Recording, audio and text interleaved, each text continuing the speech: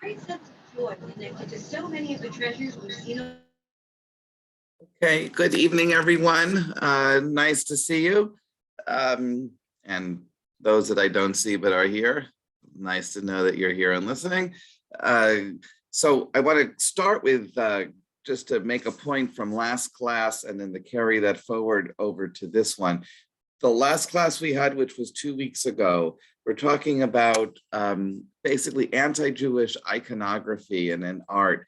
And I focused on the statues of synagogue and ecclesia, the church and the synagogue that we see in many Gothic churches and Gothic cathedrals throughout Europe.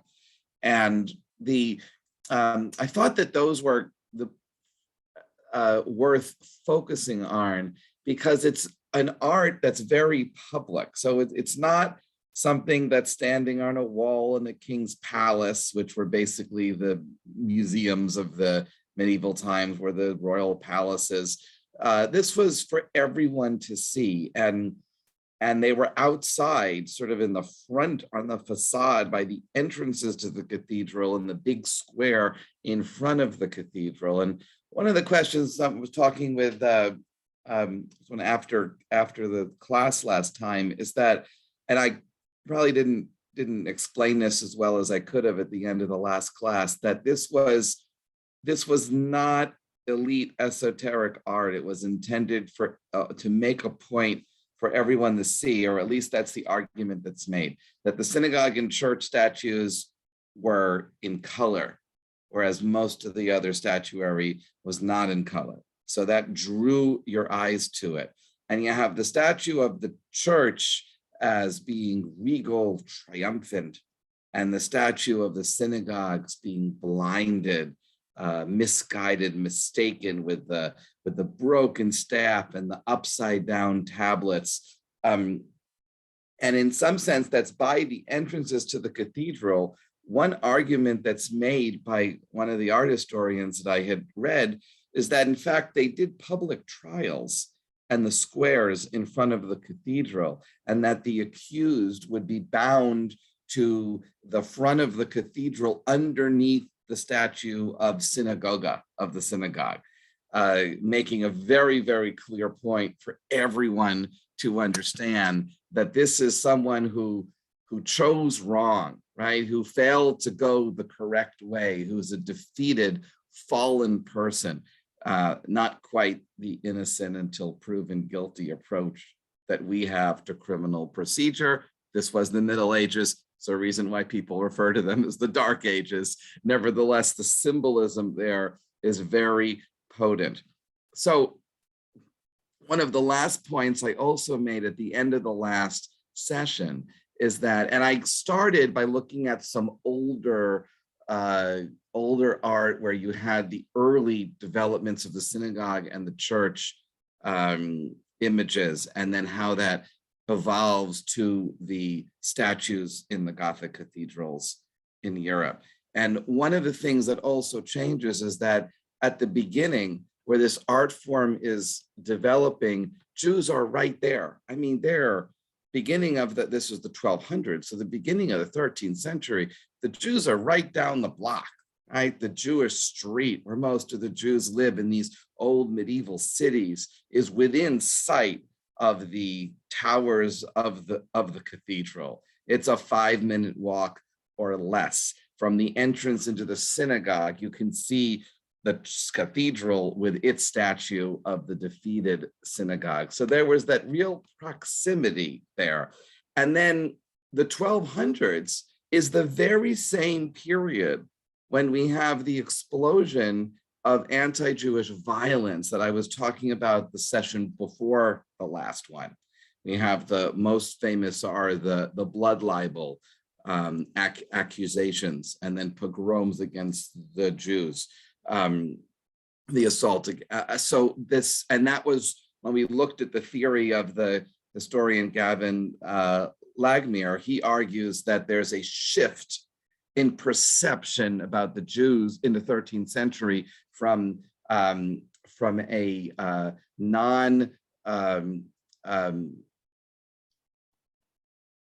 a non-rationalist sort of perspective of anti-Judaism to a shift to anti-Semitism, to when it's no longer non-rationalist, but it's anti-rationalist, right? It's people believing in things that are simply untrue and have, like the blood libel, right, where it goes against truth. And one of his theories was because of developments in Christianity with the assertion of doctrines of the Eucharist, right, that the host, the wafer becomes the body of Christ, that the wine becomes the blood of Christ. So if people experience doubt, which was his theory, then they, rather than accept the doubt, they would then turn against those who were the most vivid symbols of rejection of the authorized truth, which were the Jews, because the role of the Jews were the ones who don't accept the truth of Christianity. So at the same time that you have this, this concretizing of Christian doctrine by the church, you have this articulation through art of the role of Christianity as triumphant and Judaism as defeated. You also have this outburst of violence, but then we then start to see Jews disappearing as we have the period of the expulsions, which begins in this time as well. And then the image of the synagogue, Judaism fallen, has different meaning when there's no Jews living down the block, right? It has one meaning when the Jews are right there, and then you leave church, and then you go and you pass the Jews when you walk through the market in the central square. It's different meaning when there's no Jews there at all. And the question is, did the expression, the public expression of the role of Judaism as defeated, which actually was a complicated presentation, what we talked about last time, because yes, Judaism did have a role in Christian society. The role is the other that is defeated. But then when people believe that, it gets to the point that then there are no more Jews. And then when there are no more Jews, it's sort of like a circle, just goes and then a circular argument that the fewer Jews there are, the easier it is to believe in the anti-rationalist opinions about Jews, because nobody has interactions, nobody actually knows Jews anymore. And it's easier to argue that Jews should be eradicated, which meant expulsion. And we have the spread of expulsions through different European countries. The most famous is Spain, which we're going to focus on today. I'm just reading the comment here from Saudafe, open court, public court of the Middle Ages, Jews on trial was by the state. I'm not sure, Stacy, what you're saying there. It wasn't Jews on trial. Oh, the trials in front. Those weren't Jews on trial. The trials I'm talking about is some guy is accused of robbing the baker for a loaf of bread, like Jean Valjean, for example. It comes to mind, right? So whoever's accused, it's just a public trial of anybody. That a public trial would be in the public square so that they make an example of it. And often trials, justice was meted out in front of the church, especially in the cities that were Episcopal cities. Episcopal cities meaning that the bishop was not only the ecclesiastical head, the head of the church, but also had secular power. And if the bishop was sort of the mayor as well of that area, then the bishop or the bishop's deputy would be handing out justice, right? Would be sitting in court outside the church, because it's not a religious court, just a regular criminal court. So that's what I was referring to there. Okay, let me go now to today's whoops, sorry, I have to let me find the share screen. There it is. Okay.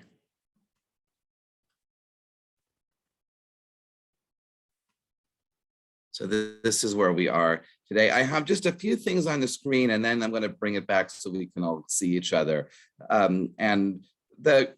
We think of the catastrophe as Spain. The date that comes into mind is 1492.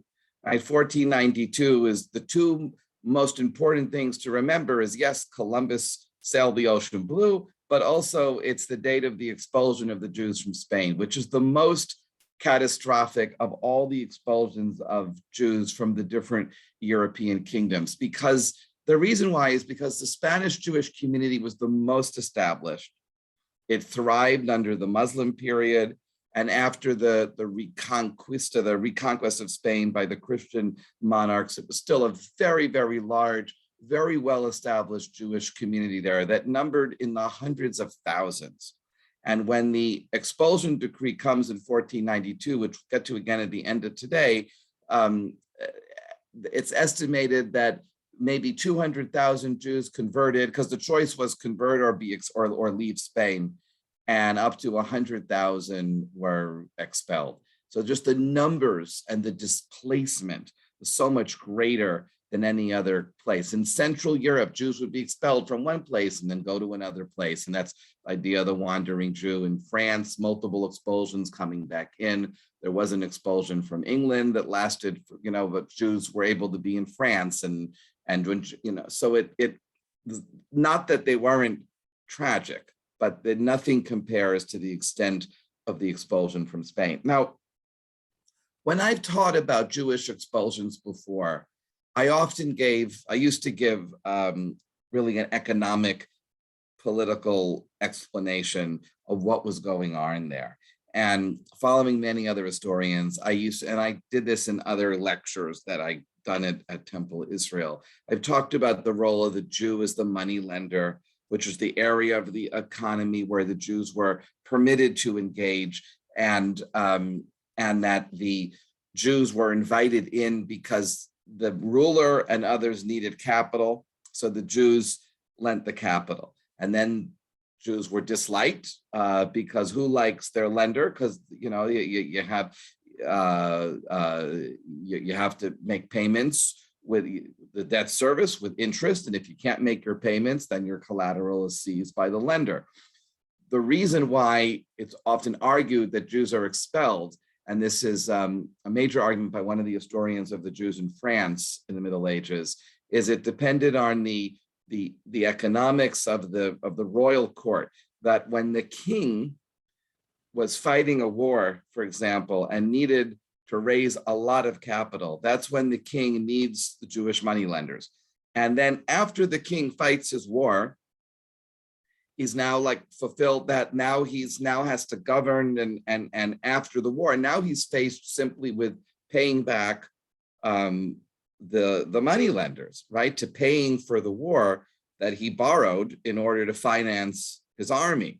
So if he's already fought his war, if he's already built his palace, then the only thing left for the king to do is just handle this huge debt service. So he has two ways to do that. One is he can collect and raise a lot of taxes, which nobody likes. Alternatively, he can be a hero with all the taxpayers by simply saying, you know what? Instead, I'm going to expel the Jews, which is the economic version of defaulting on the loan. Because if you expel the lender, then the lender's gone, then you don't have to make your payments anymore. And all the lords and the other people that would have owed money were all very happy with that, because then they didn't have to make their payments anymore. Now, that meant that then if you expel your money lenders, then your credit rating drops, obviously, and it's going to be then very difficult to borrow money again. So when a new king would come back who then needed more capital for building a new castle or fighting a new war, then they would invite the Jews back in. And that was sort of the cycle. And that's the economic explanation of the cycle of Jews are expelled, Jews back in, Jews are expelled, Jews back in. As I've done, did the sort of the deep thinking and preparing for this course, which is a history of anti-Semitism. And this is something that if you read the article back in September, I think that the Jewish Standard ran as I was just before we started the class, I really started to rethink that. And yeah, that is one explanation. But the other explanation is the real hatred of the Jews. And that it wasn't something that was solely driven by economic explanations. Okay, well, thank you. That's just from Spain. That's great. Just looking at the comment there. So in this class, I want to give credence to the other perspective, right? That there is not, it wasn't just an economic calculus, but if we understand the context of the anti-Jewishness that was so endemic to the culture, right? We understand the way that the ideas behind the art was imbued by everybody. We look at the incidents one after another of eruptions of violence triggered by hatred, by irrational hatred of Jews. Then it's understandable that at some point that boils up, that people will want to have a society without Jews, that the Jews should not be there because they're not only other, but they're dangerous. The most catastrophic example of that is, of course, Nazi Germany, the sense of making Germany pure of Jews. Judenrein was the term that the Nazis used. But we see antecedents of this in earlier periods in history. And the reason why I specifically talk about the experience of Spain as a catastrophe is that before the Holocaust, the expulsion of Spain was generally pointed to as the greatest catastrophe in Jewish history, comparable at least to the Roman destruction of Jerusalem in the first century. In the Yom Kippur service, in the High Holiday Matzah, there's a section of the liturgy called the Martyrology, where it's traditional to read the story of the 10 martyrs, the rabbinic martyrs in the Hadrianic persecutions. That's the same time of the Bar Kokhba revolt. And modern prayer books would give more, different examples of Jewish suffering in different periods of Jewish history. You have to really stay in synagogue past lunchtime on Yom Kippur to get to that part. We usually get there about 1:30, 1:45 in the afternoon. All of the contemporary High Holiday prayer books will have passages about the Holocaust and the Shoah at that point. They also talk about the expulsions from Spain, and I have prayer books from the early 1940s that the old United Synagogue Machzor, the Morris Silverman Machzor that many of you may remember as well, and it doesn't have anything in the Holocaust. The Holocaust is just happening when it went to press, and it wasn't really digested yet.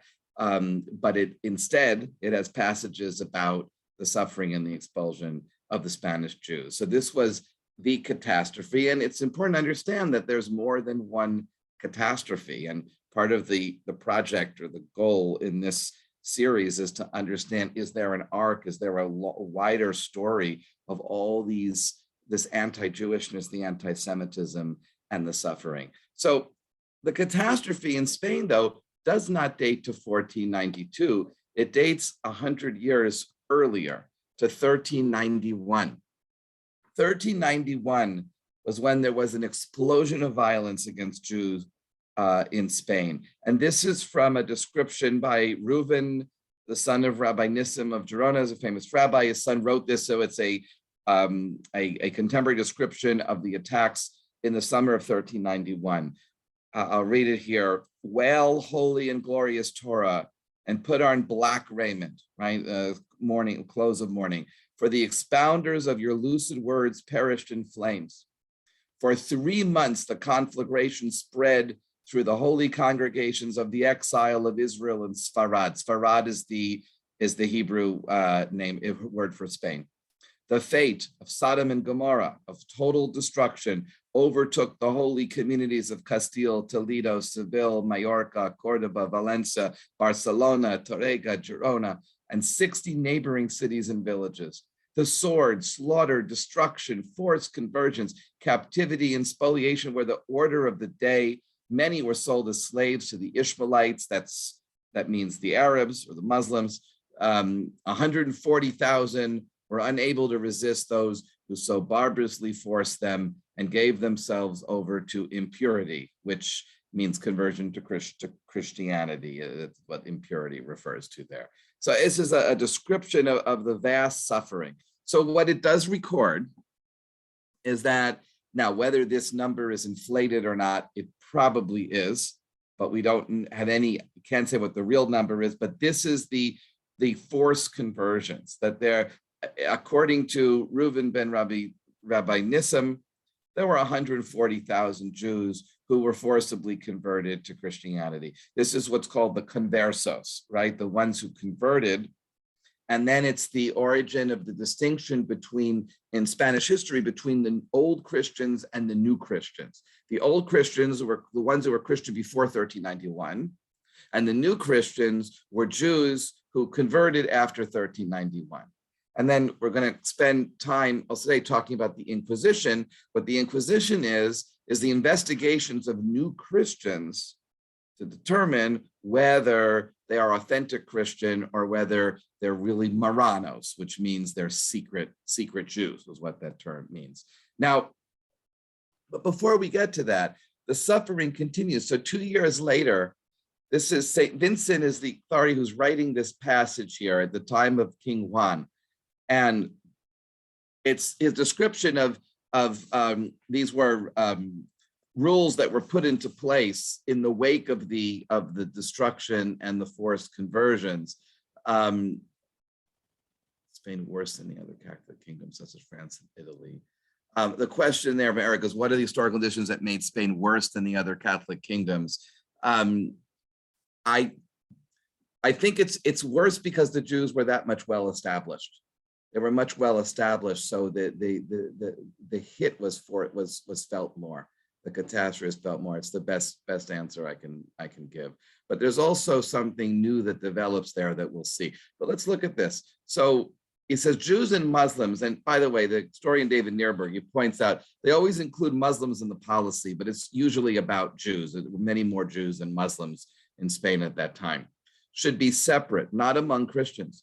Do not tolerate infidel doctors. Do not buy victuals from them. Let them be walled up and enclosed, for we have no greater enemies. Christian women may not be their wet nurses, nor should you eat with them. If they send you bread, throw it to the dogs. And what David Nierenberg is the historian University of Chicago, he writes that this is one of the most thorough attempts at segregation before the modern era. Before the modern era is a swipe at America. I mean, we in terms of the segregation that we know here, as well as against Jews in Europe in the 20th century. But here you see, this is before the modern era, one of the most thorough attempts at segregations. The conversos participate, Jason is asking, in violence against Jews who resisted conversion. There's not a lot of violence against Jews who resisted against the resisted conversion. The violence really dates back to 1391. There's not that many explosions of violence since then. What you have is the persecution of the persecution of the Inquisition is against the new Christians, is not against the Jews. The Jews are just marginalized more and more. And the size of the Jewish population in Spain decreased dramatically after 1391, at least by a third. And then in terms of people that were killed, people that fled, and then people that converted. So you have a dramatic decrease in population. They're marginalized, they're segregated, and then the expulsion is a decree, is a legal decree. So I don't think they're that, but you don't have, there may be one exception, but you don't have a lot of violent explosions since then. Now, let me, here. So and before I go to the next thing, there was in 1449, I don't have a slide for this, but there was a rebellion against the king in Toledo, and the rebels issued a decree on June 5th, 1449, that most historians recognize as the earliest act of racist legislation in Europe. And what that decree determined was that descendants of converts, that is, descendants of the new Christians, are barred from holding office or exercising power. So it's considered a racial decree, and this is what changes in Spain and what's different from the other European countries. That up to this point, the prejudice against Jews was essentially religious. And this is where some disagree with the interpretive structure that Gavin Lagmer had argued that I went into two classes ago. He understands anti-Semitism as basically a Christian religious phenomenon. And there's a real division among historians of those that understand it as a religious theological issue and those that understand it as something broader. And what happens in Spain is it becomes racial, right? That it's not just whether or not you practice Christianity, believe in Christianity. That if you have Jewish blood, then you were hated or distrusted. And that's something that's pointed out very often in the history of the Holocaust, right? That it didn't matter to the Nuremberg laws, for example, whether you were practicing Jew or not. As long as you had a majority of grandparents that were Jewish, it didn't matter if you were baptized. It didn't matter if you were observant Christian. You were a Jew by race. And the anti-Jewish legislation of Nazi Germany the point was to purify the racial makeup of the German population, wasn't to purify the ideology of German Christians. In the Middle Ages, we've understood, it's generally understood as a religious persecution, but that switches in Spain, that here there is the sense that if you are a new Christian, you have Jewish blood and then you can't serve office. And it's the first racial legislation, and it dates back, it's not the modern times, it dates back to 1449. So I'm going to stop the share so I can see everyone and the other things. I don't want to focus too much on individual texts, but in the half hour I have left, I want to focus on and this has to do with the Inquisition, with the scholarship and the approach of one influential historian whose expertise was the history of the Spanish Jews and the Inquisition. And that historian's name is Ben-Zion Netanyahu, the late father of Benjamin Netanyahu. Ben-Zion Netanyahu was a professor at Cornell. He also was involved in the Zionist movement, was the editor of the encyclopedia, the Hebrew Encyclopedia HaIvrit. And he has, I have two of his books here. One is The Marranos of Spain, from the late 14th to early 16th century, according to contemporary Hebrew sources. And another one is an extremely thick book, comes to 1,384 pages, and it's called The Origins of the Inquisition in 15th Century Spain by B. Netanyahu. And I want to go through what his theory is, and then I want to read you a few passages from, and I mentioned this in the first class, by the novel that came out last summer by the American Jewish writer Joshua Cohen called The Netanyahus, an account of a minor and ultimately even negligible episode in the history of a very famous family.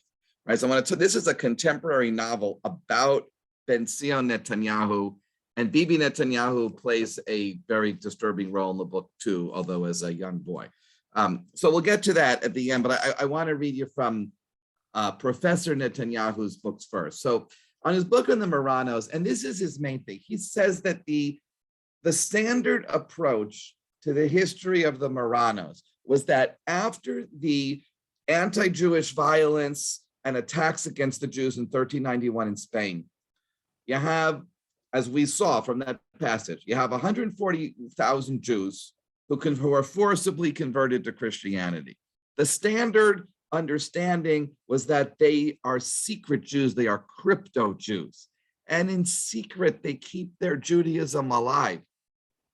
And then the Inquisition was because the church knew that they weren't real Christians, so they were trying to root out the secret Jews from who were pretending to be Christian, And that's what the Inquisition was about, to sort of purify, find authentic Christians and weed out the pseudo-Christians who were only pretending to be Christians. Netanyahu spent his entire career, this tome and all his other writings as well, arguing against that view. And his argument, I'll read it to you here. He says, while the standard view, and he cites it by Yitzhak Beer, was also an Israeli historian who wrote a very important 2-volume work called The History of the Jews in Christian Spain. And he says that, essentially the Inquisition was evaluating the character of the conversos. And then Netanyahu writes, from this view, I differ radically. I adhere to the hypothesis that, one, the overwhelming majority of the Marranos at the time of the establishment of the Inquisition were not Jews, but detached from Judaism, or rather, to put it more clearly, Christians. Two, that in seeking to identify the whole Marrano group with a secret Jewish heresy, the Spanish Inquisition was operating with a fiction. And three, that it was driven to this operation by racial hatred and political considerations rather than by religious zeal. And that's the main point that Netanyahu is bringing to the understanding of Jewish history. He's arguing that it's not about a religious theological difference. It's because of racial hatred. He's meaning anti-Semitism. He's saying it's all about anti-Semitism. And he's saying that anti-Semitism is not something that was first, the word dates back to the 1870s in Germany, but it is not a modern thing. It's something that's been there all along. And that's what we've been looking for across all the dates of this class, all the sessions that we've had. He says that it's not that he says that, I want to read another section here. He says, what actually happened was the reverse of what is generally assumed. It was not a powerful Marrano movement that provoked the establishment of the Inquisition, meaning it's not because there were 140,000 secret Jews, that's why the Inquisition happened, but the other way around. It was the establishment of the Inquisition that caused the temporary resurgence of the Spanish Marrano movement, meaning that, yeah, of course there were Marranos, there were crypto Jews, but that's because the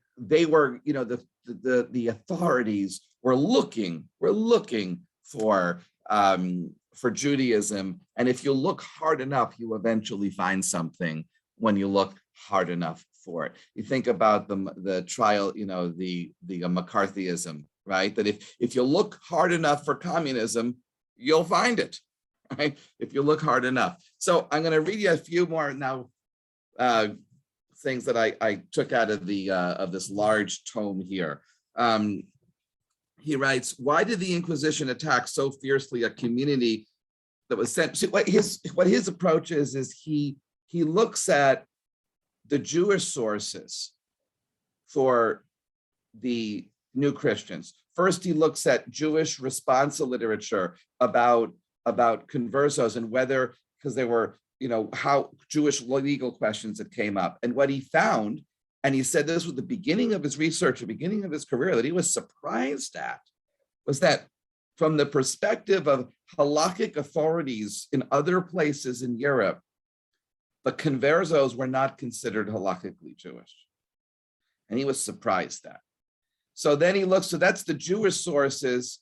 And then he looked at the Jewish sources in Spain, among not the conversos, but the ones who were Jewish. They were still allowed to live there until 1492. And they also, talking about the new Christians, the converted Jews, they said, according to Netanyahu, they said, no, these are not Jews. These are Christians. And then he looked at sources by the new Christians themselves. And they also go out of their way to say that they are believing Christians. The only sources that say the new Christians, the conversos, are really Jews is the inquisitorial sources themselves. It's the accusations of the inquisitors and the forced testimony under, that they bring up. And his argument is that testimony, that evidence should not be weighted as much as the Jewish evidence. And he's also criticizing historians of Spanish medieval Spain that they're not reading the Hebrew sources, they're only reading the Spanish sources. And that's what he's bringing into the field. So he says, why did the Inquisition attack so fiercely a community that was essentially Christian? Because that's his theory, right? That the conversos are not secret Jews, that they are Christians. So why did they attack a community essentially Christian? And why did it seek in so many ways to stamp as non-Christian and heretical? And his answer is because it's driven by anti-Semitism, because it's not driven by theology, because these are good Christians. It's driven by racism. Let me just see the question there. What is the difference between a Rano, converso, and a crypto Jew? A converso just means someone who converted. Could be authentic Christian, not just means someone who converted to Christianity in Spain in that period. Crypto Jew means they're a secret Jew. Marrano is the term that's used to define the crypto Jews. Some say it's a derogatory term. Some say it's coming from a Spanish term that means pig, so that it shouldn't call the Marranos Marranos. However, Netanyahu actually argues that it comes from mumar, meaning an apostate, or a mumar anus, and a forced apostate. And it's from the Hebrew mumar anus marano. And he says the association with the pig comes later. And that's why he's comfortable using the term. But we don't, that's an etymological dispute there. Okay. Now, second. Okay. Now, in understanding, and this is sometimes historians will put certain like rules, an interpretive rule, like we saw that from Lagmir, that things that apply in other places. There's a rule that Netanyahu puts here that I think there's a lot to be said. He calls it an ironclad rule in the history of group relations. And it is, and this is, and he gives a whole survey of anti-Judaism coming, beginning in the Greek period, going up to 15th century Spain. He says, the majority's toleration of every minority lessens with the worsening of the majority's condition, especially when paralleled with a steady improvement of the minority's status. I read that again. That's his saying the majority's toleration, right? The majority culture, in this case, the Christians, the old Christians, their toleration of the minority, the Jews, lessens with the worsening of the majority's condition. The worse the situation of the majority, if there's poverty, if there's there's suffering, then then their acceptance of the minority will lessen. You can easily find examples of that in modern times, right? It's when the majority population has a complaint. When they have, then that's why they take it out on the minority. If the majority is happy, if everyone is thriving, then there's no need to hate a minority. You hate the minority because you're unhappy about something and you feel it's unjust, especially when paralleled with a steady improvement of the minority status, especially when the minority does better. Right, so the classic example of that in modern Germany is that when you have and we'll talk about this when we get to this class, but in the late 19th century, when the industrialization brings economic hardships on the lower classes in Germany, and you see Jews getting super wealthy, then that disparity causes intolerance of the Jewish minority. Now, he talks about the debate in understanding anti-Judaism in the pagan period, the Greek-Christian period. We spent a couple classes on that. And there's a big debate, as I said in the beginning of this class, where is anti-Semitism essentially an element of a problem with Christian theology? Is its origins in the Gospels? Or is it something that existed before? And we looked at some evidence of that, the pogrom against the Jews and Elephantine army in Egypt, the different Greek and Roman prejudices and the wars against the Jews. We just celebrated Purim, which talks about a hatred of the Jews, and that's before Christianity. So and he Netanyahu, no surprise, sees it as a straight line. That he says it's not that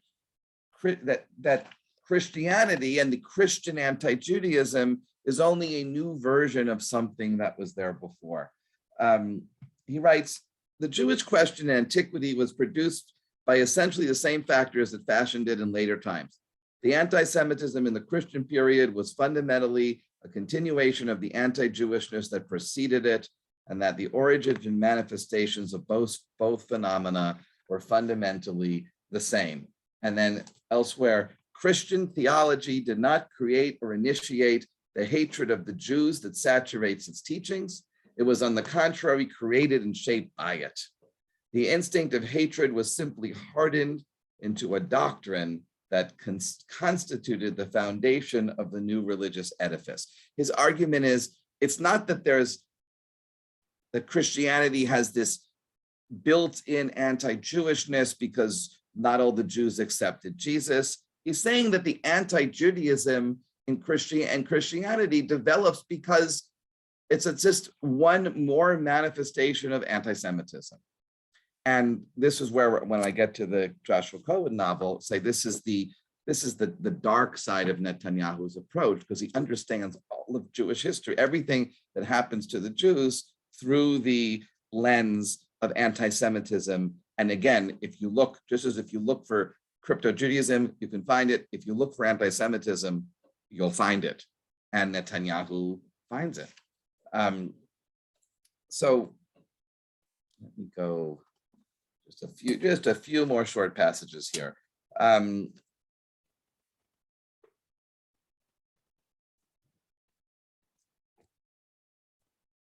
He's talking about why, the Inquisition, the persecution of the conversos, and his argument is that it's not a religious argument. It's an argument because the Jews were considered different or considered foreign. There's a term that's used, limpieza de sangría. Sangra is the Spanish term. Limpieza de sangre, which means the purity of the blood. And blood purity, which is a phrase that goes back to 15th century Spain. Also, the very idea of racism, the term racism is also, you can date back to this period in 15th century Spain. Where was that? Hold on. Sorry, I just lost the page there. The Spanish word raza, it's spelled R-A-Z-A, from which the English word race comes from, was first widely used in the mid-15th century in these arguments that were used by the Inquisition. So Netanyahu writes, it was the antagonism to Jewish peoplehood that survived among the Marranos in the state of their conversion. And it is here that we find the point of affinity between the hatred of the Marranos by the Christian masses and the theoretical approaches of the racist movement. He's saying it's not, because it's not a theological issue. I mean, his argument is that the Marranos really are Christians. He's saying it's a hatred of them because they descended from Jews, and therefore they're foreign and they're another people. Now, again, he's a great scholar. He's also a part of not just of the Zionist movement, but of the right wing. It's his son, Bibi Netanyahu, is the opposition leader, was the leader, depending on who's in government or not, of what was originally, the Likud was originally called the Revisionists. And the Revisionists take the hard line and basically understand their argument is that the reason that anti-Semitism is the response, that Zionism is the response to anti-Semitism, right? That the non-Jews are never going to accept the Jews as a people. So the Jews we have to protect ourselves and have to be strong. And that's an argument that's influenced through a reading of history. And it's to see that it's the elder Netanyahu that articulates that reading of history and sees it in 15th century Spain. And he writes about nationalism. And it's a very controversial opinion. This was published very late in his life. The reason why this book is so big is because he keeps reformulating his arguments against everyone who's argued against him, because they say nationalism isn't created until the modern period, right? Nationalism is a response to the Enlightenment, to the rationalism of the Enlightenment. And there are many classic books I had to read for my orals about, the creation of nationalisms, where you look at the language and the people and to build up. I have a thick book that I had to read 20 years ago on Ukrainian nationalism, but the invention of the idea of a Ukraine, that it is a separate people with its own culture and its own literature, its own folklore, separate from Russia. These arguments come from the late 19th century, early 20th century, and the Zionist movement takes foot in that same period. And that's what Theodor Herzl is doing. He's saying what we need our songs, we need our literature, we need our history. Netanyahu says it's not a new idea. I'll read you another passage here. It says the history of the growth of nationalism in the Middle Ages, including the growth of nationalism in Spain, is still one of the least studied subjects of the humanities, although its importance for understanding the medieval era, as well as the era that followed, can hardly be exaggerated. The cardinal question, what is a nation, was asked not only in the 19th century, which most historians thought it was always the way I was trained to understand it, as a 19th century question.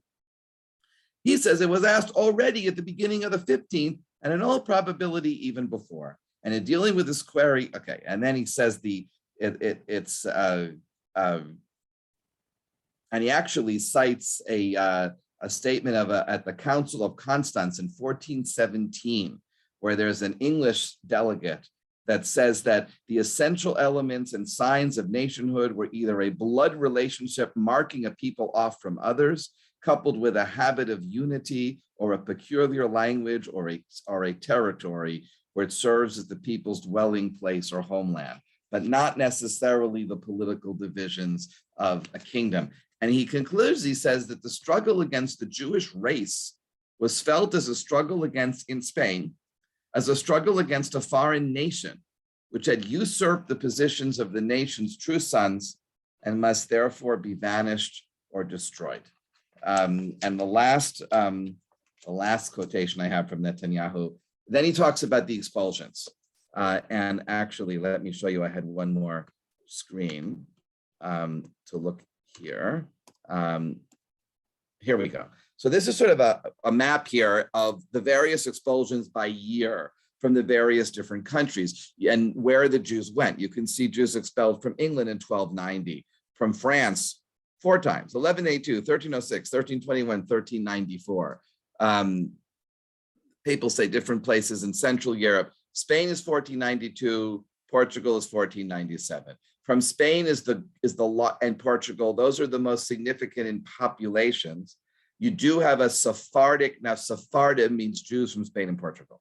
You have a Sephardic exile to the Netherlands, because the Netherlands were the Spanish Netherlands that then became independent of Spain. So you could go there. And the other place where they went was to North Africa and to the Ottoman Empire. So that's why you have large Sephardic communities that settled in Greece and Turkey, in Israel, in Egypt. So you can see the different directions there. So having looked at that, let me now tell you what Netanyahu says about the expulsion. He's arguing that the Inquisition leads to the expulsion because the Inquisition is focused on the new Christians. But he's saying if it's really being driven by racism, then eventually it's going to turn against the Jews themselves in Spain.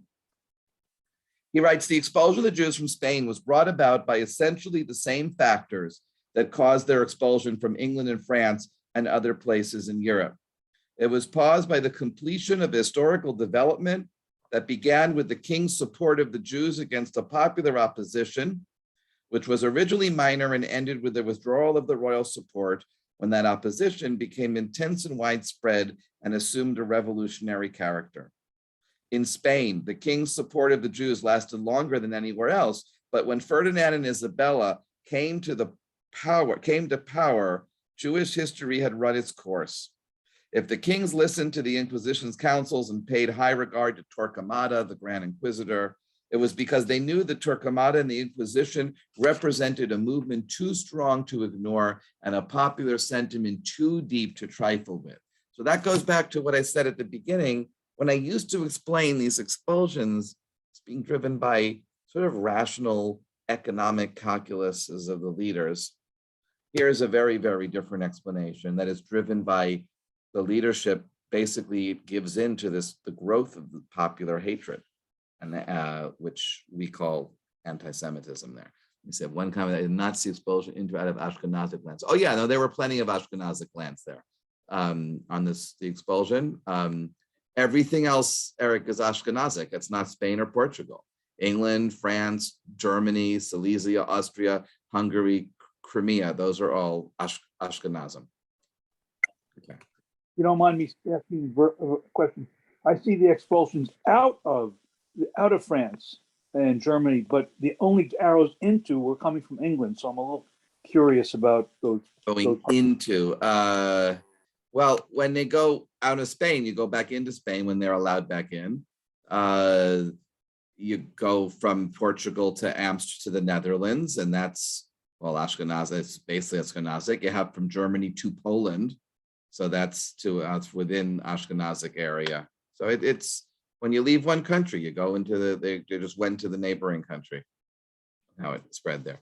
Let me talk about this book. Has anybody read this book? Joshua Cohen's The Netanyahus? All right. It's a very, very interesting read. It gets very weird at the end. So if you don't like weird stuff, don't read it. It's kind of like, it reads as a comedy where it just like turns into this crazy farce and everything is crazy. But what it is it's a fictional account of an assimilated Jewish professor. Basically, it's set in the 1950s, who is asked to chair the evaluation committee of evaluation of Ben-Zion Netanyahu, who is coming to interview for a professorship at this university. The university is obviously Cornell, but it's used a fictional name there. And it deals with this sort of the self-doubt, as the protagonist of the book, his name is Reuben Bloom. He is uncomfortable with Netanyahu's understanding history all as anti-Semitism, because he's a European historian. He's uncomfortable with the fact that, because he's the only Jew in his department, he's uncomfortable that they're all looking for him as the Jew to be the one to take care of Netanyahu. He and his wife have to host the Netanyahus, who come, their whole family show up, and like a typical Israeli family, they're very loud, very messy, very rude, and a lot of things happen, and there's a lot of fights, and and a lot of it is very, very clever. That's all the fiction, because Netanyahu does get the job, and he does at Cornell. I want to read you, though, in his explanation of Netanyahu's approach to history. And in the book, Bloom also, the character, he also becomes more aware of his Jewishness, which is the tension. Basically, he puts Netanyahu's his philosophy of history in the book becomes a challenge to the assimilating American Jew, who's brought by this very nationalist Israeli historian, and has to think about what does it mean being Jewish. And he reflects on his own sort of being other, right, by his colleagues in his department. So I'll read you a little bit from this book. This should be less heavy, both literally and figuratively, than this book that I was reading from. So he writes, what was Netanyahu's work about? It's in first person. He's sitting in his study in his house, and he's reading through all Netanyahu's works to prepare his summary for the committee. I was frustrated initially because I couldn't formulate it clearly. although he couldn't formulate it either. But if by chance some of the creepy priests who featured in his texts were to come to life and demand a summary and threaten to slice off one finger with dull iron scissors for every word I use, this is what I'd tell them. Everything you know about the Inquisition is wrong. That's 8 words, so I'd keep my thumbs. In Dr. Netanyahu's telling, the Inquisition must be understood as the Inquisitions, plural, which had to be divided between those launched by the popes and the Catholic Church itself, and those launched by the monarchies with the Church's collusion. The first of these politicized institutions were in Iberia, Spain, followed by Portugal. The true purpose of these inquisitions wasn't doctrinal. They weren't supposed to investigate heresies or convert the Jews or ensure that the Jews who converted remained faithful Catholics, which is what we all thought the Inquisition was. Not at all. Instead, their true purpose, never publicly stated, but privately acknowledged, was to invalidate new conversions and turn as many new Christians back into Jews as possible. This was startling, to say the least, and constituted a major revision, not just of the Jewish past, but of Christian history, which to Dr. Netanyahu was history in general. The Inquisition, in his words, was a crucial moment or critical juncture, a peripety or climacteric for medieval Catholicism. For centuries, essentially throughout the Crusades, the Church's primary goal had been to make more Catholics. This was a point on which both Jews and Catholics had immemorially agreed. For centuries, this was probably their only point of agreement. And it was also a premise that Dr. Netanyahu accepted. However, he claimed, sometime toward the close of the 15th century, on the eve of Columbus's departure, actually, the goal was suddenly changed, and the Church became interested in culling its flock and returning its youngest lambs back to their ancestry. Dr. Netanyahu, as far as I could tell, had dedicated his entire career to proving this claim and to explaining why the change happened. And while I couldn't hope to evaluate the evidence myself, the arcana he quoted in Spanish and Portuguese and even Latin and Ladino without translation, it was the explanation that really got to me. It bothered me because it wasn't really an explanation. It was more like, I want to say, a dogma. Why did the Church restore to Judaism the very converts that had just spent the better part of the Crusades trying to obtain, according to Dr. Netanyahu? Because the converts were bad Catholics? No, not all of them. Or because they were too good at being Catholic? No, not all of them either. Rather, the reason was because as long as the Catholics still required a people to hate, the Jews had to remain a people doomed to suffer. And that's his explanation there. And then another stanza, just a top 2 pages later, he talks about this being a dogma. And it's the dogma of revisionist Zionism, which these sort of Michael Joshua Cohen is dealing with in the book. He says, Dr. Netanyahu was certainly a believer. He didn't believe in an all-powerful God so much as he believed in the all-powerful goys, who were obviously more accountable and identifiable to academia than God was, right? So he's saying it's the anti-Semites, and that's the issue. That one of the reasons why I guess it took me this many years till I was ready to teach this lecture series, right? Because the history of anti-Semitism it's not something, especially as a rabbi, that you ever want to teach, because one of the frustrations that Jewish educators and rabbis that we have when in our careers, right, in teaching Torah and Judaism in America, is that we're always struggling with a sense that, oh, we have to we have to keep Jewish continuity going because of the Holocaust. Emil Fackenheim was a theologian, a post-Holocaust theologian. He argued that after Auschwitz, there's the 11th commandment, which is don't forget Auschwitz, to never forget. And it's not to diminish the importance of the Holocaust, but it's unfortunate if the fact of the Holocaust is the motivator for Jewish continuity, because that's a very negative reason to stay Jewish, right? Plus, I always argued, well, Holocaust happened in the 20th century. Judaism was already 3,000 years old, so it can't be a reason to be Jewish. But there is that darker truth underneath that we've been, I at least been struggling through this year, is that it's not something that comes 20th century, that anti-Semitism is very old. And that's, something that we have to deal with. I'll read you one last section, one more from the novel here, okay? This is towards the end when Netanyahu, who's it's a novel, but it's based on the real character Ben Zion Netanyahu. He's giving a public lecture at the as he's interviewing for his job. So, and he says, he banged the dais full-fisted, leaned over it, and with all the gross abstraction of fanaticism, spoke of Poland, where he was born and grew up during the first of the century's two great European wars at a time of fracturing empires. The decline of Austria-Hungary caused, or was caused by, or both, in his frenzy, he seemed to say both, provincialism, parochialism, and a rise in desire for nation-state autonomies. This was always the case with marginal identities in the context of empire. Identity on the racial or ethnic or religious or merely linguistic level is what you revert to after the transnational project fails.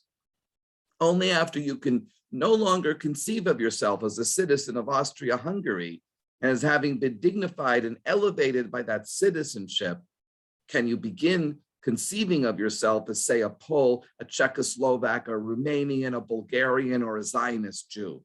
Now, after the second of the century's wars, with the new European empire being Asiatic Soviet, the same thing would eventually occur. Sooner than anyone thought, socialism, communism would fragment back into its tribal constituencies. This was also why an Arab League would never survive, because no people were more clannish than the Arabs, whose basal loyalties weren't even sectarian, but familial. It was the function of empires to furnish a common identity to disparate peoples, and whenever they couldn't, they failed. This wouldn't even be true with America, where everyone, if they're asked who they are, answers Irish or Italian, or preposterously 3/4 Scottish, half Belgian Dutch, and at most 1 drop Mexican Black, anything but American. If the American empire couldn't persuade allegiance to democracy over origin, it would fail. He said that while staring at me unblinking. It would fail. He might even have been pointing at me. You will. What was true for Europe at the emergence of Zionism will one day be true for America too. Once assimilation is revealed as a fraud, or once it's revealed that the country contains nothing to assimilate to, no core, no connate heart, not just for the Jews, but for everyone. This, at least, was his implication, the text behind the text of his lecture, which he continued to speak to me with his hooded step eyes, even as his prepared marks were finished, and he was masking his acknowledgments and bowing to the light, deferential and relieved applause. This is what I think of America, nothing. This is what I think of American Jews, nothing. Your democracy, your inclusivity, your exceptionalism, nothing. Your chances for survival, none at all. Now he's caricaturing the Israeli Zionist devaluation of American Jewry, and that's what the author Joshua Cohen is playing with. So I want to give you a taste of the book. I read you the least exciting parts of the books because I led you the part that's Netanyahu's historical philosophy. The rest of the book is comedy and drama, so it's not that long. It's 230 pages long, but it gets into that sense that's the struggle with that, right? That Netanyahu doesn't apologize for seeing anti-Semitism everywhere. He accepts it, and he, where other historians look in other directions. And I think, like everything, an explanation, there are multiple explanations. And we don't have to be wed to only one way of understanding why things happen a certain way in history. But Netanyahu's scholarship is important, understanding that something started to change in Spain in the 15th century, and that it said that the differences, the persecution of Jews was not just based on intellectual, theological, doctrinal differences, but was also based on hatred, which is the same hatred that Gavin Lagner was trying to explain, how an ideological, theological dispute can turn into a blood libel and into a pogrom, or the overall question of how does anti-Judaism evolve into anti-Semitism. I think so. Just in terms of what's coming up, let me get that in front of me here, and then we'll wrap up. We start doing now rapid fire on the calendar, and that we have the next 2 Mondays in a row. Next Monday, April 4th, is Luther on Jews in early modern Europe. So we're going to talk about, we're going to go back to the Ashkenazic area that Eric was saying and talk about the Jews in the Reformation.